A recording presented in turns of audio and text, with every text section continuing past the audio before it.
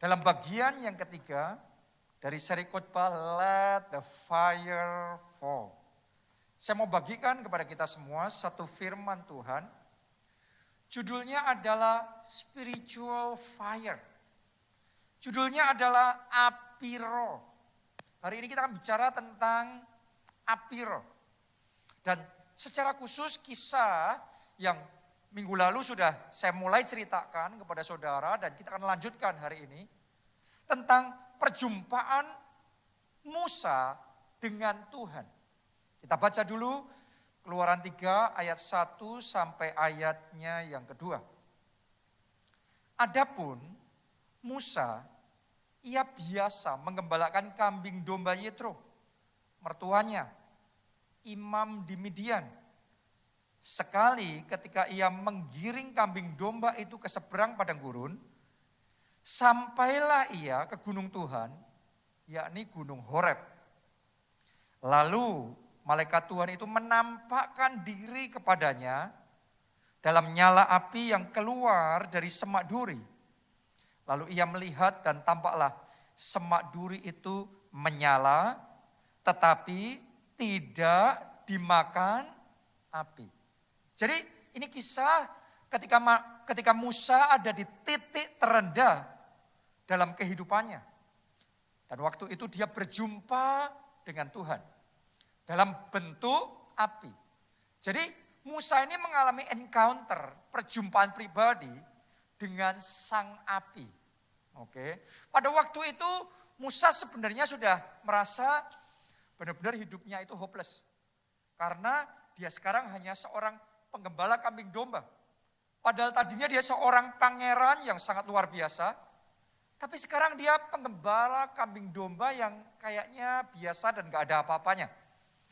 Dan itu berlangsung dari usianya 40 tahun, 50 tahun, 60 tahun, 70 tahun, bahkan sampai 80 tahun. Nah, kita mencatat sekitar 40 tahun Musa ada di padang gurun Midian.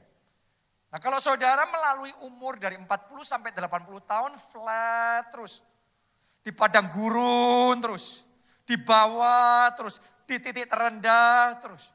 Maka orang bisa ngambil kesimpulan ya sudah mungkin itu nasibnya. Mungkin seperti itu yang akan dialami sampai akhir hidupnya. Tapi di saat Musa di titik terendah itu yang luar biasa, Tuhan tidak membiarkan Musa tetap seperti itu.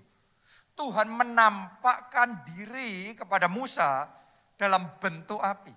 Karena Tuhan mau membangkitkan Musa.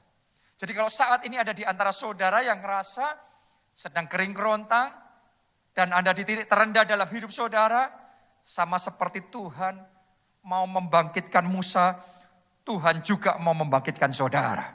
Tuhan belum selesai dengan saudara, Tuhan masih punya rencana yang besar. Bisa jadi engkau berpikir ya sudah seperti ini saja. Tapi saya yakinkan saudara, Tuhan mau bawa saudara masuk dalam kemuliaannya yang lebih besar. Melakukan perkara-perkara yang besar. Walaupun secara manusia rasanya kayak terlambat.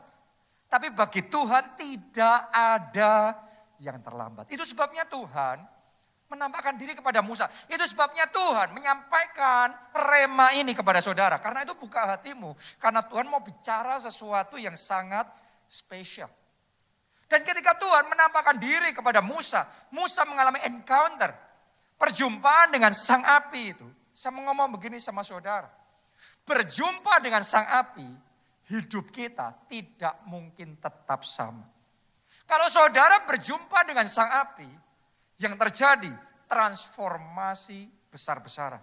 Persis seperti itu yang dialami oleh Musa. Pengembala kambing domba, pelarian dan buronan yang sudah tua ini, tiba-tiba sejak dia berjumpa dengan sang api, berubah menjadi pahlawan besar bagi bangsa Israel. Dia yang diurapi, dia yang dipakai oleh Tuhan, untuk menghancurkan perbudakan Mesir. Anda harus ngerti bangsa Israel di bawah perbudakan Mesir sekitar 400 tahun lebih. Tiba-tiba Tuhan pakai kakek tua ini yaitu Musa untuk ke Mesir dan menghancurkan perbudakan Mesir itu, membawa keluar bangsa Israel dari sana, jadi bangsa yang bebas, jadi bangsa yang merdeka. Jadi seorang pengembala kambing domba tua sekarang berubah jadi pahlawan yang besar. Ini transformasi yang hebat. Dan transformasi hebat seperti ini hanya bisa terjadi kalau kita mengalami encounter dengan sang api. Nah, Anda harus ngerti, yang dilihat oleh Musa pada waktu itu bukan api biasa. Tapi itu adalah api roh, spiritual roh.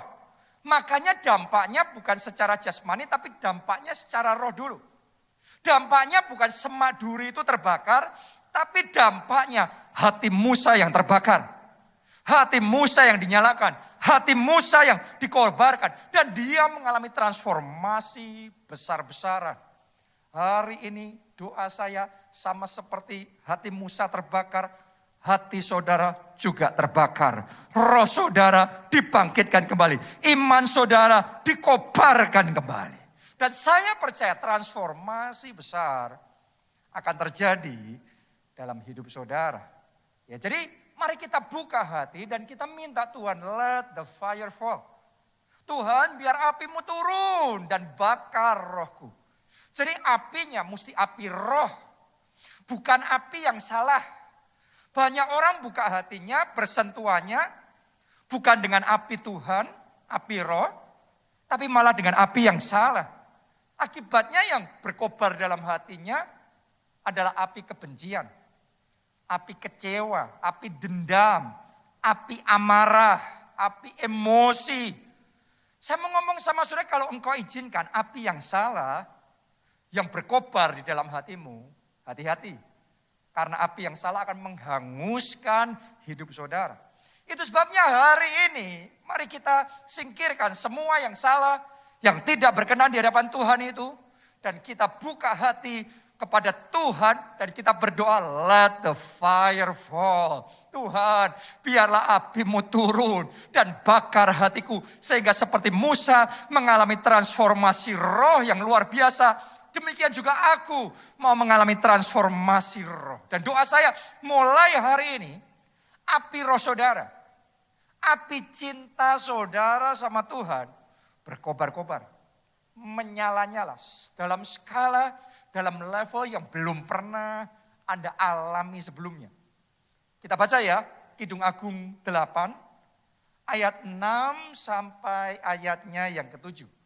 Doa saya cinta saudara sama Tuhan seperti yang tercatat di Kidung Agung ini. Ditulis begini, taruhlah aku seperti meterai pada hatimu, seperti meterai pada lenganmu. Karena cinta kuat seperti maut. Coba Anda renungkan. Cinta kuat seperti maut. Kegairan gigih seperti dunia orang mati. Nyalanya adalah nyala api. Seperti nyala api Tuhan. Doa saya hati saudara menyala dengan nyala api cinta kepada Tuhan. Nah, seperti apa nyala api cinta Tuhan itu? Ayat yang ke-7. Cinta Tuhan, apinya yang menyala kayak gini. Air yang banyak tak dapat memadamkan cinta. Harusnya kalau api menyala, terus airnya banyak, bisa padam ya. Tapi kalau apinya begitu besarnya, air yang banyak pun tidak bisa memadamkannya. Sungai-sungai tak dapat menghanyutkannya. Bayangin, sungai pun gak bisa menghanyutkannya. Sekalipun orang memberi segala harta benda rumahnya untuk cinta, namun ia pasti akan dihina. Jadi saya berdoa api cinta kepada Tuhan yang tidak terhanyutkan, yang tidak terpadamkan dengan banyaknya air, dengan sungai-sungai, itu yang menyala dan berkobar di dalam hati saudara. Bukankah itu yang dialami oleh Sadrak, Mesak, dan Abednego? 3 anak muda ini love the Lord so much. Cinta Tuhannya luar biasa. Tapi suatu kali cinta mereka sama Tuhan diuji. Kenapa? Karena mereka disuruh untuk menyembah patung berhala buatan raja. Tapi mereka nggak mau, mereka hanya menyembah Tuhan, mereka hanya cinta Tuhan. Terus kemudian mereka diancam. Kalau kalian nggak mau menyembah patung itu, kalian akan dilemparkan ke dalam dapur perapian yang menyala-nyala. Bahkan dipanaskan 7 kali. Jadi kalau mereka nggak mau menyembah patung berhala itu, mereka akan celaka. Mereka akan dibinasakan. Secara logika harusnya itu cukup untuk membuat mereka keder. Itu cukup untuk membuat mereka bertekuk lutut. Tapi ternyata cintanya Sadrak, Mesak, Abednego kepada Tuhan jauh lebih besar dari ancaman apapun juga. Dari ancaman raja sekalipun. Dari ancaman maut sekalipun. Ditulis di dalam Kidung Agung tadi. Air yang banyak tidak bisa memadamkan api cinta itu. Sungai-sungai tidak bisa menghanyutkannya. Doa saya mulai hari ini. Cinta saudara sampai di level itu. Cinta saudara kepada Tuhan tidak terpadamkan. Tidak terhanyutkan. Apapun boleh terjadi. Situasi kondisi boleh tidak menentu. Pandemika, resesi, krisis. Masalah tantangan se-ekstrim apapun. Tapi kita tetap cinta Tuhan. Dan sekali Yesus, tetap Yesus selama-lamanya. Tidak ada yang bisa memisahkan kita dari kasih Allah. Oke? Nah, ini yang namanya api roh, spiritual fire. Dan tahukah saudara, api itu memperanakkan api. Alkitab yang ngomong api memperanakkan api. Begitu saudara terbakar dengan api roh, api cinta kepada Tuhan seperti ini. Maka api-api roh berikutnya akan menyala dalam hidup saudara. Sekarang saya mau bagikan 5 api roh yang akan menyala kalau api cintamu berkobar sama Tuhan. Oke? Yang pertama, api roh yang pertama yang akan diperanakkan adalah api doa. Kenapa saya ngomong begitu? Karena Anda lihat saja, orang kalau cintanya sama Tuhan on fire, menyala-nyala, tidak mungkin tidak, pasti api doanya juga ikut menyala. Benar apa tidak? Ya. Coba kita baca Yakobus 5 ayat 17. Elia adalah manusia biasa, sama seperti kita. Dan ia telah bersungguh-sungguh apa? Berdoa. Kita bicara tentang Elia dan ini dicatat dalam Perjanjian Baru. Sesuatu yang sangat menarik di sini adalah tentang doanya Elia. Ia bersungguh-sungguh berdoa. Berarti doanya on fire. Doanya menyala-nyala. Supaya hujan jangan turun. Dan hujan pun tidak turun di bumi selama 3 tahun dan 6 bulan. Nah, kalau kita bicara tentang Nabi Elia, maka kita semua ngerti Nabi Elia ini hidupnya identik dengan api, dengan fire. Nabi Elia ini yang perang sama Nabi Baal, ratusan Nabi Baal. Kemudian dia berdoa dan Allah menjawab dari langit.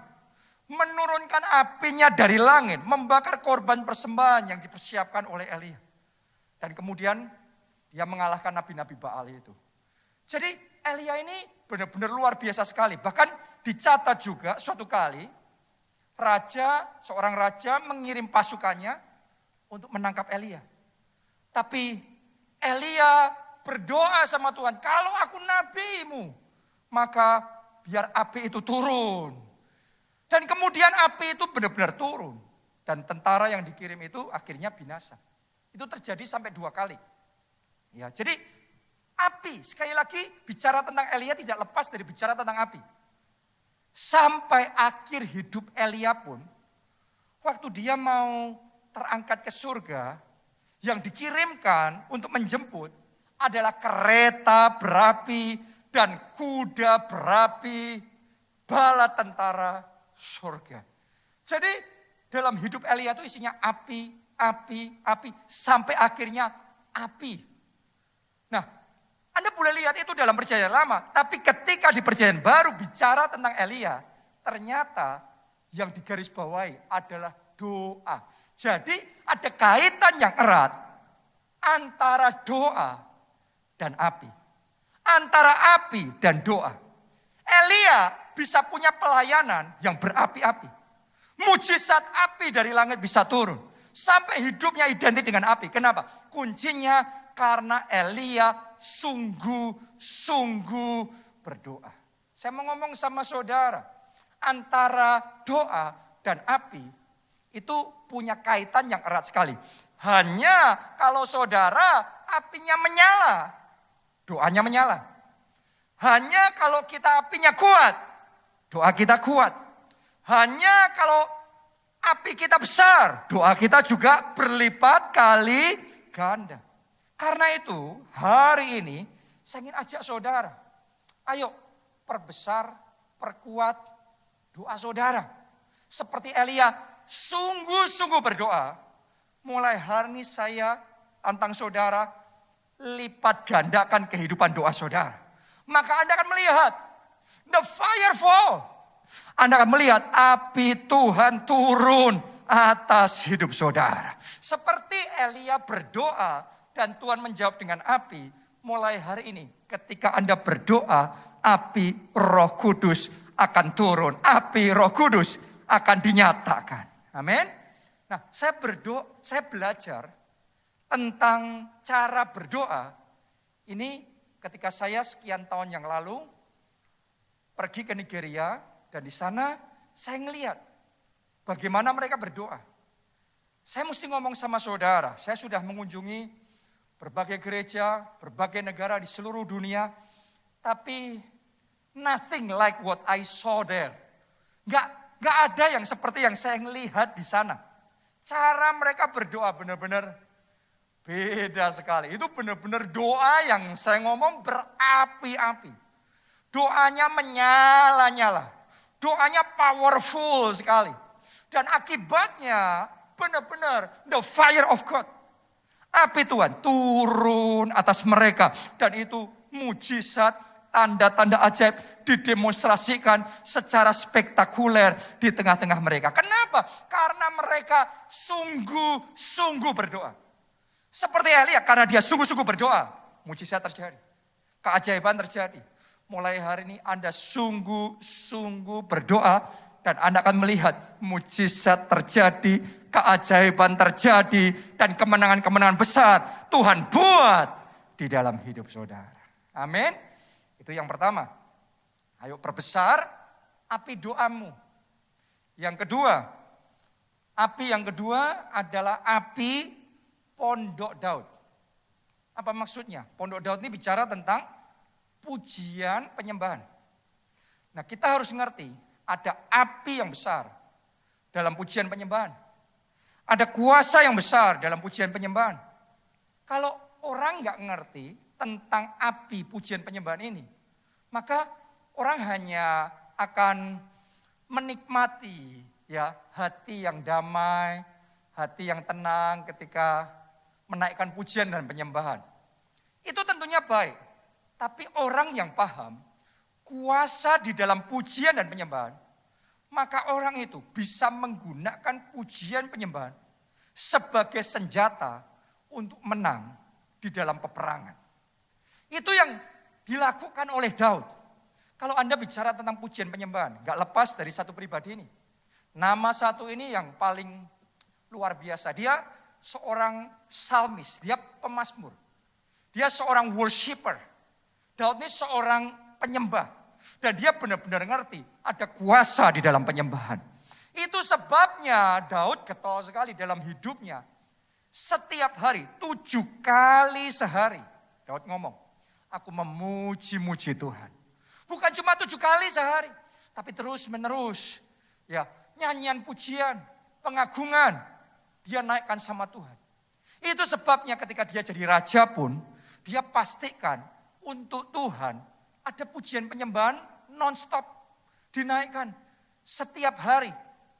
24 jam sehari, 7 hari seminggu. Itu siang dan malam Tuhan terus disukakan pujian lagi, penyembahan lagi, pujian lagi, penyembahan lagi. Daud bangun satu tempat penyembahan kepada Tuhan yang namanya Pondok Daud. Dan di situ ada imam-imam, ada orang Lewi, ada pemain musik, ada begitu banyak orang yang dia khususkan untuk menyenangkan hati Tuhan. Pujian penyembahan lagi, pujian penyembahan. Buat orang yang gak ngerti kuasa dalam pujian, kayaknya yang dilakukan Daud mubazir banget. Kayaknya yang dilakukan Daud berlebihan sekali, cuma capek sekali, cuma nyanyi-nyanyi apa itu, gak ada apa-apanya. Tapi Anda lihat, buktinya dalam hidup Daud, karena ada pujian penyembahan dinaikkan, kuasa Allah bekerja, maka Daud bisa memenangkan setiap peperangan yang dihadapi. Dia mau perang sama siapapun yang berlipat kali ganda lebih besar, lebih kuat daripada dia. Tapi Tuhan menyertai Daud, Tuhan memberi kemenangan. Dia mau perang dimanapun, perang di daerahnya, perang di daerah musuh, perang di tempat yang asing, Daud tetap menang. Kapanpun dia maju perang, dia menang, dia menang, dia menang lagi. Daud tidak terkalahkan. Orang lain gak ngerti rahasianya. Tapi sesungguhnya firman Tuhan sudah membukakan kepada kita. Rahasianya ada di Pondok Daud. Sementara dia menaikkan pujian penyembahan kepada Tuhan, menyukakan hati Tuhan, maka api Tuhan turun. Maka ada penyertaan Tuhan. Dan Tuhan membuat dia berhasil dalam segala yang dikerjakannya. Jadi mulai hari ini, saya ingin tantang saudara, ayo naikkan pujian penyembahan. Dan Tuhan akan membuat Anda berhasil dalam segala pekerjaanmu, dalam segala perbuatan saudara. Ayo kita komit bangun pondok Daud. Jadi jangan sampai di masa pandemi seperti ini kita longgar, kita loyo dalam membangun pondok Daud. Saya tantang saudara, saya ajak saudara, kita gunakan pujian penyembahan sebagai senjata untuk peperangan.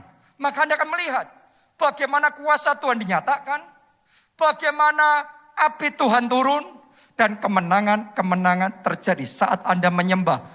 Tuhan menyembuhkan saudara. Saat Anda menaikkan pujian, Tuhan berperang bagi saudara. Bahkan memberikan kemenangan gilang gemilang. Oke, mari kita lihat apa yang dialami oleh Paulus dan Silas. Mereka juga ngerti nih, kuasa pujian dan penyembahan. Kisah Para Rasul 16 ayat 24 sampai 26. Sesuai dengan perintah itu, kepala penjara memasukkan mereka, Paulus dan Silas, ke ruang penjara yang paling tengah dan membelenggu kaki mereka dalam pasungan yang kuat. Jadi mereka ini sudah dianiaya, sekarang mereka di penjara, kakinya dibelenggu dengan pasungan yang paling kuat. 25, dalam kondisi seperti itu, lihat apa yang terjadi. Tetapi kira-kira tengah malam, ini sudah malam saudaraku, harusnya tidur kan? Paulus dan Silas berdoa dan menyanyikan puji-pujian kepada Allah. Dan orang-orang hukuman lain mendengarkan mereka. Lihat ayat 26. Akan tetapi terjadilah gempa bumi yang hebat, sehingga sendi-sendi penjara itu goyah. Dan seketika itu juga terbukalah semua pintu dan terlepaslah belenggu mereka semua. Coba Anda renungkan situasi Paulus dan Silas. Dalam kondisi terbelenggu, di penjara, dianiaya, disiksa. Mereka itu punya 1001 alasan untuk tidak memuji Tuhan. Karena kondisinya sedang tidak ideal. Tidak nyaman memuji menyembah Tuhan. Ada banyak anak Tuhan belum mengerti kuasa dalam pujian penyembahan. Hanya memuji kalau lagi mood. Kalau enggak mood enggak usah memuji. Hanya menaikkan penyembahan kalau hatinya lagi oke. Ya sudah angkat tangan, ya sudah ikut menyembah. Tapi kalau enggak, maka enggak ada penyembahan buat Tuhan. Saya mau ngomong sama saudara, lihat Paulus dan Silas lagi di penjara. Dalam keadaan paling tidak ideal. Lagi yang terbelenggu. Dan itu sudah malam. Mereka mulai memuji. Dan memujinya bukan cuma pelan-pelan. No, Alkitab mencatat. Mereka memuji sampai semua tahanan yang lain mendengar apa yang mereka lakukan. Mendengar pujian penyembahan yang mereka naikkan kepada Tuhan. Jadi memujinya dengan api. Memujinya berapi-api. Memuji menyembahnya dengan sekuat tenaga. Dan lihat saudaraku, ternyata itu senjata yang luar biasa untuk peperangan rohani. Ketika mereka memuji dan menyembah, Alkitab mencatat kuasa Tuhan bekerja. Api dari surga turun. Sendi-sendi penjara itu goyah. Dan tiba-tiba, ini ajaib sekali. Pintu-pintu penjara terbuka. Belenggu mereka terlepas dan mereka mengalami keajaiban yang luar biasa. Jadi ada kuasa yang besar di dalam pujian penyembahan. Hari ini saya mau ngomong, kalau Anda sedang terbelenggu dengan macam-macam masalah, dengan sakit penyakit kah, masalah pernikahan, masalah keluarga kah, dengan tantangan yang terjadi dalam pekerjaan, dalam keuangan atau pelayanan, saya mau ngomong sama saudara, memuji. Menyembah, bangun pondok Daud. Dan jangan biasa-biasa. Saudara memujinya dengan api. Menyembahnya dengan api. Sementara engkau angkat tangan dan kau mulai menyembah Tuhan. Saya mau ngomong di situ Allah bekerja. Ketika Allah bekerja, saat ini saya deklarasikan di dalam nama Tuhan Yesus semua belenggu terlepas. Belenggu hutang terlepas. Belenggu sakit penyakit terlepas. Dan saat ini terima kesembuhan saudara. Terima deliverance saudara. Terima kelepasan saudara. Dan pintu-pintu yang tadinya tertutup, aku deklarasikan terbuka. Sebelum akhir tahun ini, pintu sudah terbuka. Dan kemenangan gilang gemilang terjadi di dalam kehidupan saudara. Amin. Jadi naikkan kuasa. Naikkan pujian penyembahan yang penuh dengan api. Itu api pujian penyembahan. Yang ketiga sekarang. Api memperanakan api yang ketiga.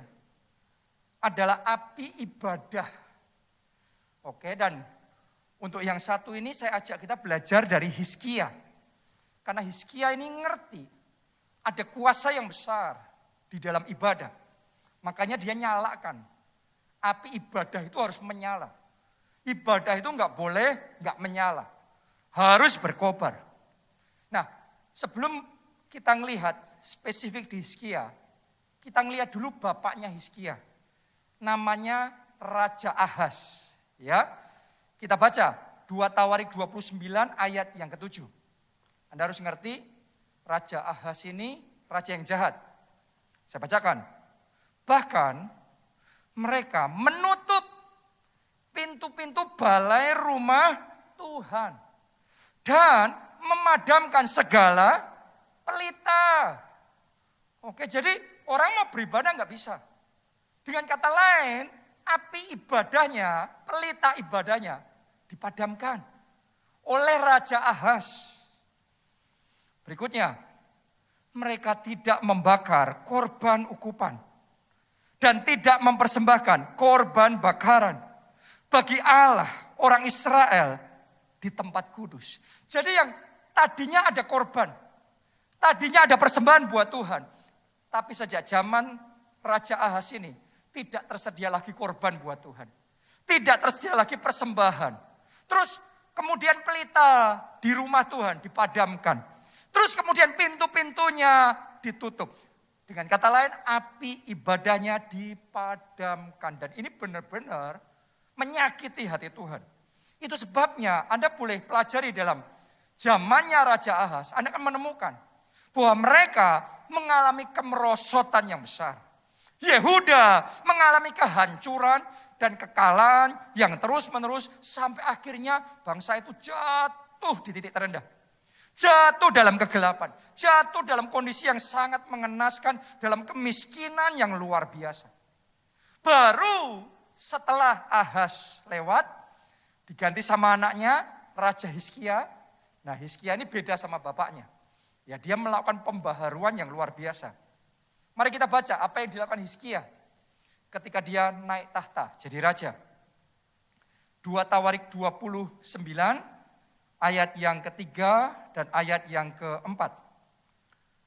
Pada tahun pertama pemerintahnya, tahun pertama ya, dalam bulan yang pertama, jadi benar-benar ini fresh.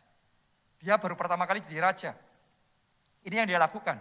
Hizkia ya, ia membuka pintu-pintu rumah Tuhan dan memperbaikinya. Ia mendatangkan para imam dan orang-orang Lewi dan mengumpulkan mereka di halaman sebelah timur. Jadi benar-benar sebaliknya dari bapaknya. Bapaknya yang nutup rumah Tuhan, Hizkia buka rumah Tuhan. Ya, tadinya para pelayan Tuhannya sudah tercerai-berai, sekarang Hizkia yang ngumpulin balik. Tadinya sudah nggak ada korban lagi. Sudah nggak ada persembahan lagi buat Tuhan. Korban bakaran buat Tuhan. Sekarang Hizkia sediakan semuanya itu untuk Tuhan. Jadi dengan kata lain, Hizkia ini menyalakan kembali api ibadah kepada Tuhan. Sehingga bangsa yang tadinya tidak beribadah, sekarang beribadah kembali. Yang tadinya suam-suam kuku ibadahnya, sekarang ibadahnya menyala-nyala. Sekarang ibadahnya berkobar-kobar. Sekarang ibadahnya sangat antusias. Dan ini benar-benar luar biasa. Begitu semuanya itu dilakukan, kemuliaan Allah dinyatakan. Begitu semuanya dilakukan, tiba-tiba bangsa itu keadaannya berbalik. Tadinya di titik paling bawah, tiba-tiba Tuhan angkat dan mengalami kemuliaan dan kejayaan yang luar biasa. Jadi hari ini saya mau ngomong sama saudara yang selama ini karena pembatasan-pembatasan yang sedang terjadi ini, saya perhatikan sebagian orang api ibadahnya mulai padam. Api ibadahnya mulai suam. Masih ibadah sih, tapi greget ibadahnya sudah nggak ada. Ya, api ibadahnya sudah kayak hilang. Jadi bukan ibadah sepenuhnya karena harus online mungkin, ya belum bisa onsite, ya. Jadi kayak disambil.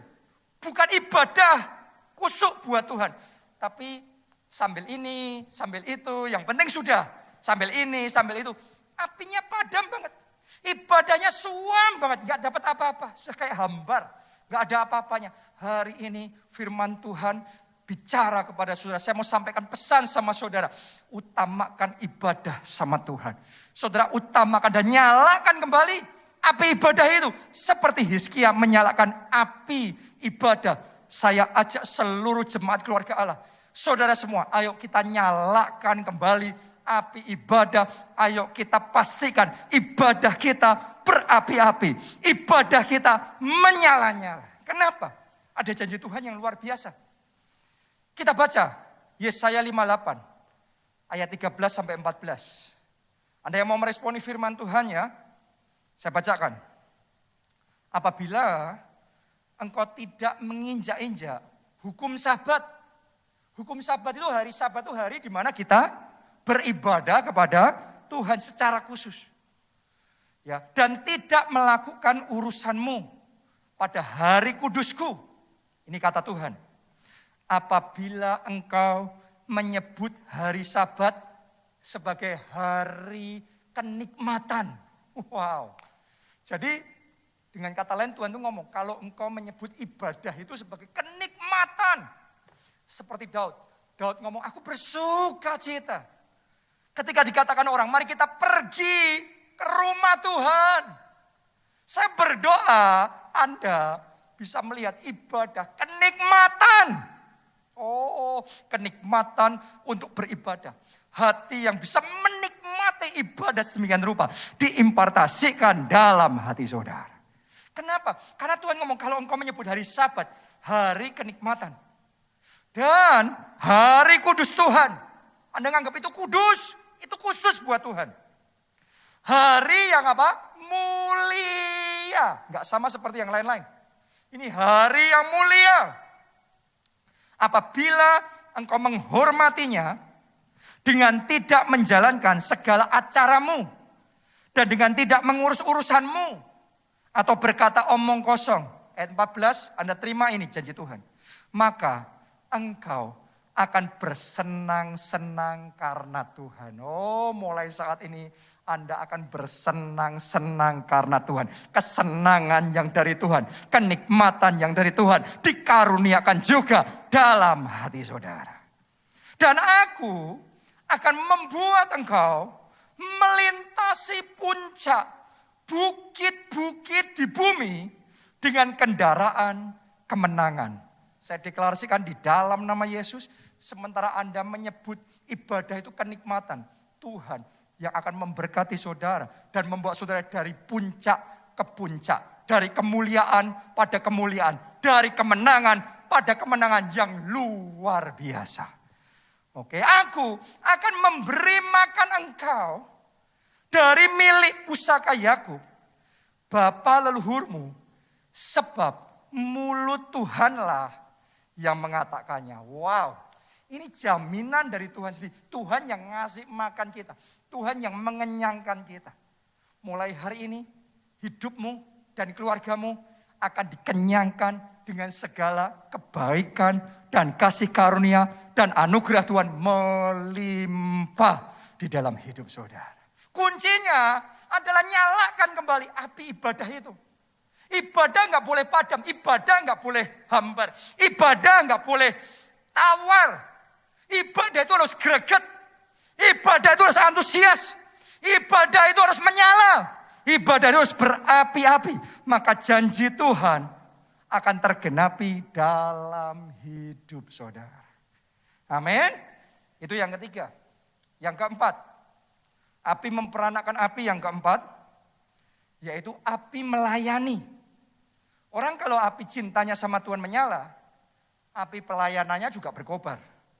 Ya kita lihat satu kehidupan yang dicatat dalam Alkitab luar biasa sekali, jadi teladan buat kita, yaitu Samuel. Kita baca 1 Samuel 2 ayat yang ke-18. Adapun Samuel menjadi pelayan di hadapan Tuhan.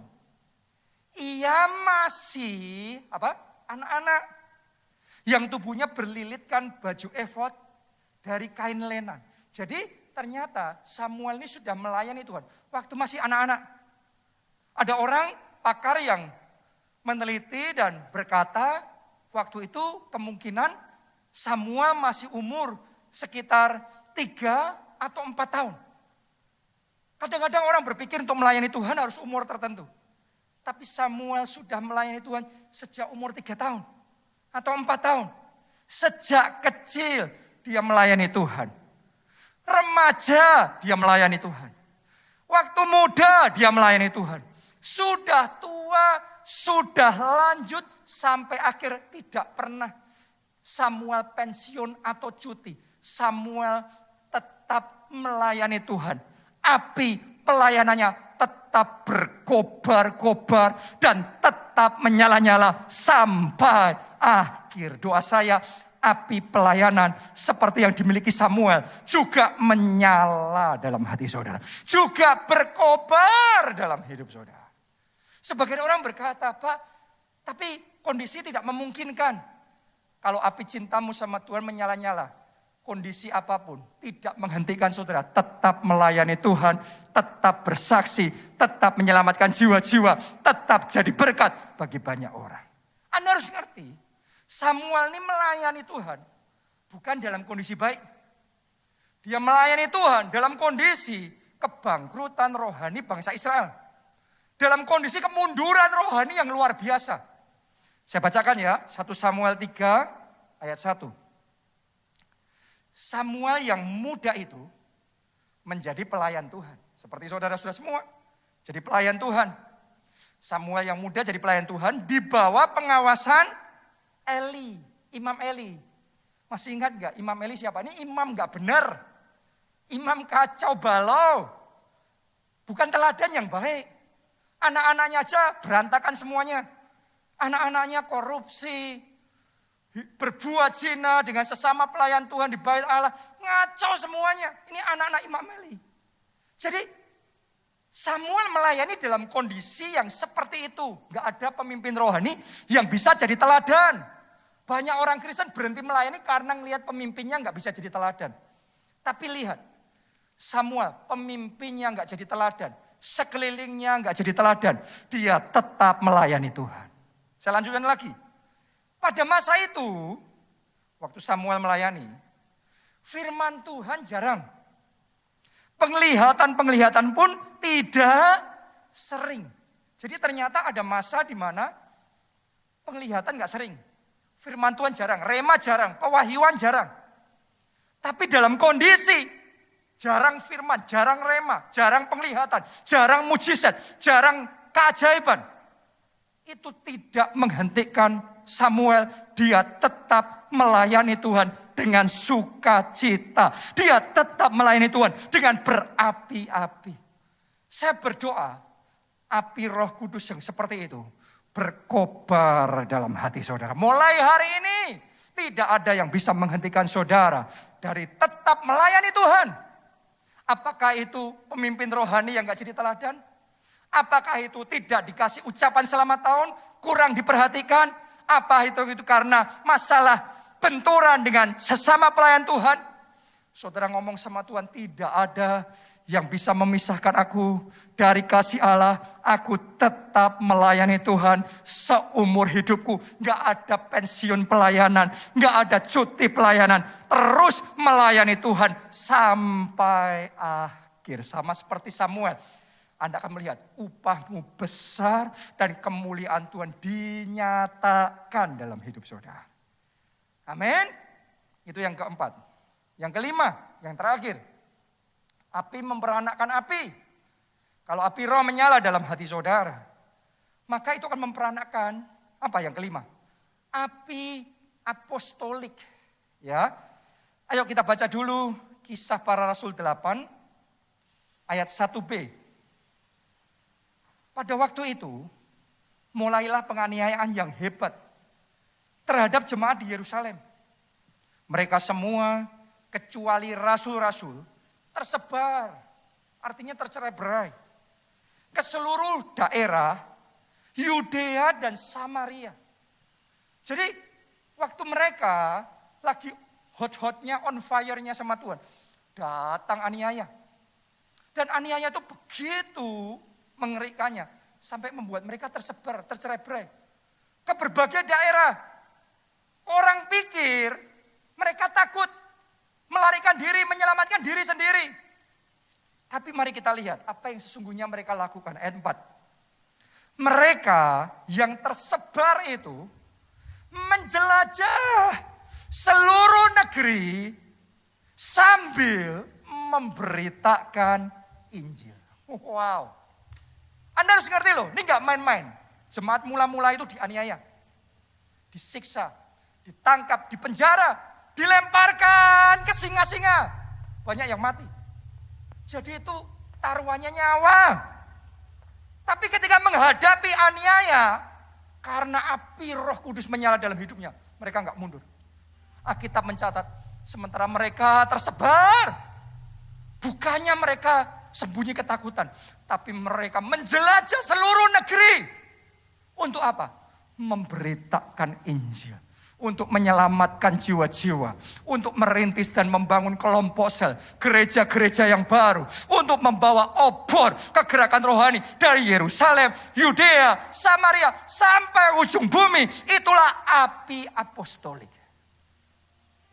Keadaan seperti itu sama seperti keadaan kita sekarang. Kali ini bukan aniaya yang datang. Pandemi yang datang. Dan ada ancamannya, ada resikonya. Karena itu kita sekarang juga sedang kayak tersebar. Seperti jemaat mula-mula gak bisa di Yerusalem, mereka tersebar. Sekarang ini kondisi untuk ibadah onsite kadang bisa jalan, kadang belum bisa. Jadi kadang onsite, kadang online.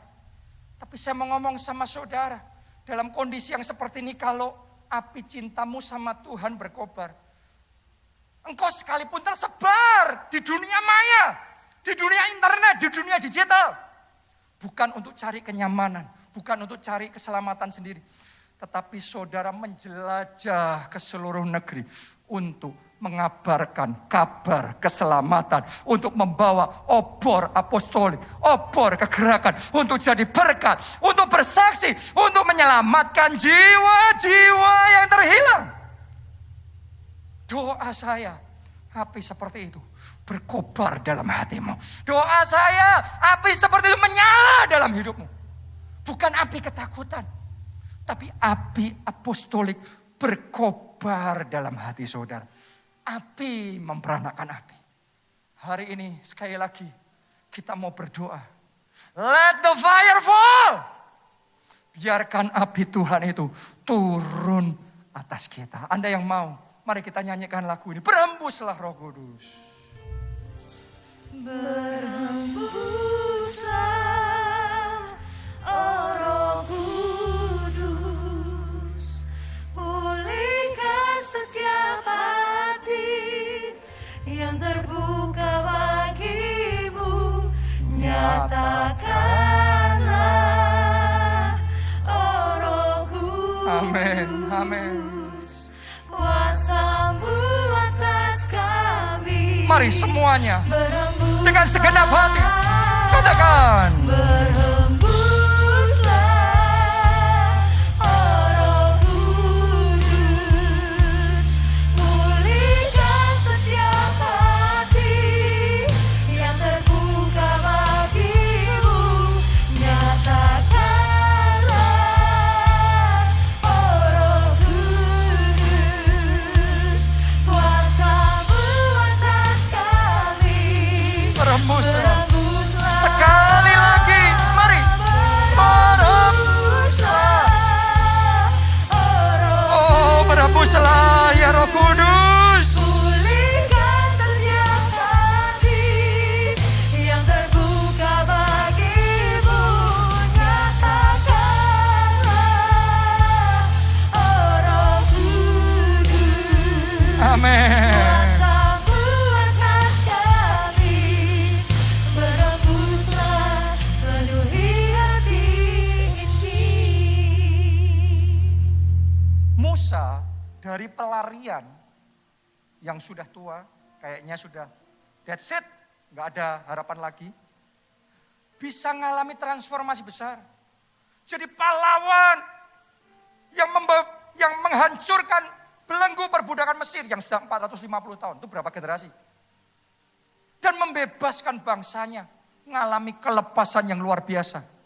Semuanya diawali ketika dia mengalami encounter, perjumpaan dengan sang api. Orang kalau jumpa dengan sang api, hidupnya nggak pernah sama lagi. Doa saya hari ini, Anda semua hidupmu mengalami transformasi besar. Ketika engkau mengalami perjumpaan pribadi dengan sang api. Siapa sang api itu? Yesus Kristus Tuhan. Langkah pertama yang Anda perlu ambil, Anda yang belum pernah terima Yesus sebagai Tuhan dan Juru Selamat, ayo buka hatimu. Minta dia masuk dalam hidup saudara. Maka apinya akan menyala dalam hidupmu. Angkat dua tanganmu. Mari ikuti doa ini. Tuhan Yesus, ampuni dosa-dosaku. Ampuni dosa-dosa, Selamatkan hidupku. selamatkan hidupku. Mulai hari ini, Mulai hari ini, aku hidup bagi Yesus. aku hidup bagi Yesus. Dan aku siap melayani Tuhan. Dan aku siap melayani. Pakai aku ya Tuhan. Pakai aku. Terima kasih Tuhan. Aku percaya Aku percaya. aku sudah diselamatkan. Aku sudah diselamatkan. Dalam nama Tuhan Yesus. Yesus. Amin. Amin. Yang kedua, api memperanakan api. Kalau api itu menyala dalam hati saudara, Anda nggak bisa diam. Anda akan bawa obor apostolik itu. Semua masalah yang terjadi, pandemi kah, aniaya kah, tantangan apapun, tidak akan memisahkan kita dari kasih Allah, tidak akan menghentikan kita melayani, tapi kita akan terus maju, kita akan terus melangkah bersama dengan Tuhan. Karena api, kalau orang apinya cintanya sama Tuhan menyala, air yang banyak pun tidak bisa memadamkannya. Sungai-sungai pun tidak bisa menghanyutkannya. Doa saya, api cinta kepada Tuhan yang seperti itu. Yang menyala di dalam hidup saudara. Anda yang mau api cinta saudara sama Yesus dinyalakan seperti itu. Semuanya katakan dengan segenap hati, Tuhan Yesus, biarkan apimu turun. Bakar rohku, bakar hatiku, menyala-nyala. Mari semuanya berdoa. Oh, api cinta yang menyala-nyala, yang tidak terpadamkan, yang tidak terhanyutkan. Apapun yang terjadi, terus menyala, menyala, menyala, menyala, menyala, menyala, menyala, menyala, berkobar, berkobar, berkobar, berkobar. Oh, ralapasya, ralapasya. Oh, Jesus. Oh, Jesus. Oh, Jesus. Oh, kami mau tambah maju, tambah giat melayani Tuhan, tambah giat beribadah, beribadah, melayani, menyelamatkan jiwa. Oh, Jesus, Jesus, Jesus. Berhembuslah, oh Kudus, pulihkan setiap hati yang terbuka bagimu.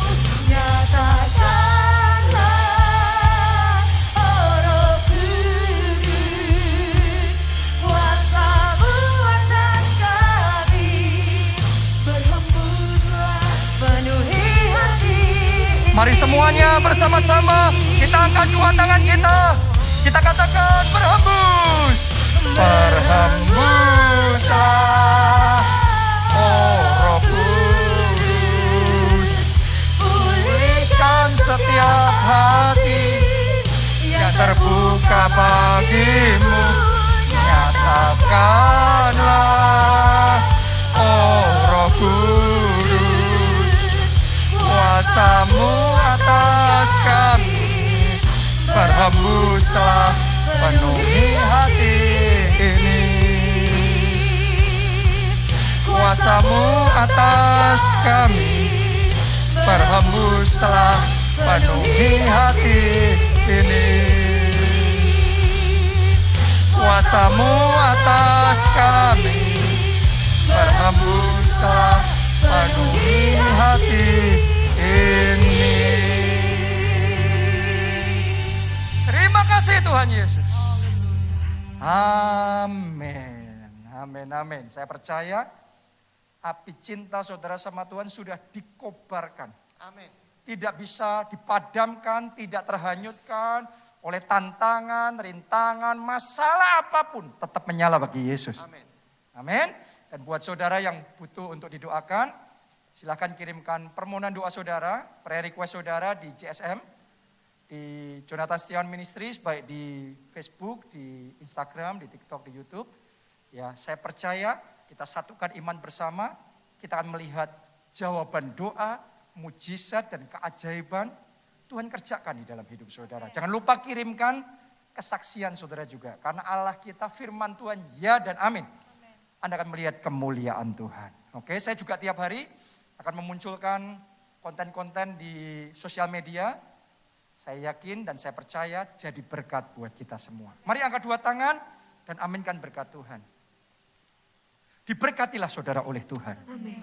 Diberkatilah keluarga saudara oleh Tuhan. Amin. Diberkatilah studi dan pekerjaan saudara oleh Tuhan. Amin. Diberkatilah kesehatan dan masa depan saudara oleh Tuhan. Amin. Dan diberkatilah pertumbuhan rohani serta pelayanan saudara oleh Tuhan. Dalam anugerah Allah Bapa, cinta kasih Yesus Kristus, dan persekutuan dengan Roh Kudus sekarang sampai selama-lamanya. Amin. Salam keluarga Allah. God bless.